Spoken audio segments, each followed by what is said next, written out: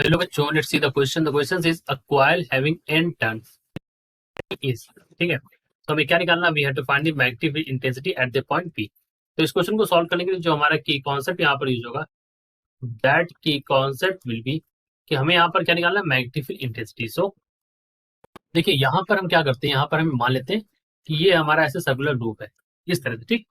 अब इस circular loop में क्या करेंगे, यहाँ पर हम ऐसे ड्राइव करते हैं, तो ये हमारा एक पॉइंट मान लेते हैं कि ये जो एलिमेंट है इस डीएल एलिमेंट के लिए हम ड्राइव करते हैं।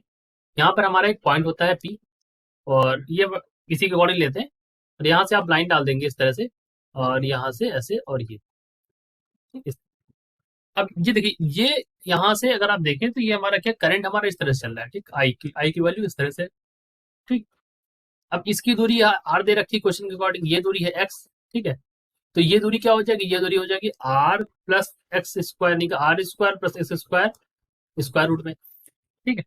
तो जब आप इसको सॉल्व करेंगे तो यहाँ से फॉर्मूला जो बन के आता है ना, बी की वैल्यू जो है एट पी, सो बी की वैल्यू जो बन के आती है, that value is B is equals to mu naught N I R square divide by 2r square plus यहाँ पर क्या है, एक्स स्क्वायर है, तो एक्स स्क्वायर, माफ कीजिएगा कैपिटल आर है यहाँ पर।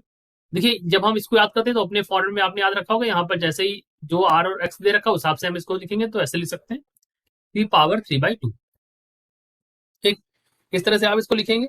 अब देखिए यहाँ पर कुछ और एडिशनल चीजें आप बता देते हैं। आंसर तो आपने समझ में आ ही क्या होगा यहाँ से, लेकिन जैसे मान लो कि अगर आपको सेंटर पे निकालना है, तो हम कह सकते हैं कि एट सेंटर आर की वैल्यू है 0 है, तो ये सारे फॉर्मूले आपको याद रखने हैं। B is equal to mu naught N I by 2 into R, ठीक। ये कह सकते हैं। अगर आपको यहाँ पर अगर आप जो आर की वैल्यू है, ठीक है, वो कहाँ पर हो जाए, बहुत ज्यादा बड़ी हो जाए, ठीक। ये आर की वैल्यू जो है बहुत बड़ी, मतलब यहाँ पर जो आर है वो एक्स है एक्चुअली, तो एक्स आप मान लीजिए, ये दूरी आर या एक्स मान लिया था, ठीक है। तो अगर आप अगर देखें जो आर है यहाँ पर, दैट यानी कि जो एक्स है वो बहुत ज्यादा बड़ी हो जाए, किसके कंपेरिजन में बड़ी हो जाए, इस आर कैपिटल आर के जो एक्स है वो काफी बड़ी हो जाए as compare to this capital R, या फिर एक्स काफी छोटा हो जाए as compare to this capital R, ठीक है। उस केस में जो बी की वैल्यू होगी वो वैल्यू होगी B is to mu naught N I R square by 2r cube. इधर केस में जो वैल्यू आ जाएगी that is equal to B is equal to mu naught N I 2 की पावर 5/2 इंटू आर। ये हमारे कुछ एडिशनल इन्फॉर्मेशन है। अब चलते हैं अपने ऑप्शंस में, सबसे पहले चेक कर लेते हैं कौन सा ऑप्शन यहाँ पर सही होगा। तो देखिए यहाँ पर हमें मैच करना है B is equal to mu naught N I R square,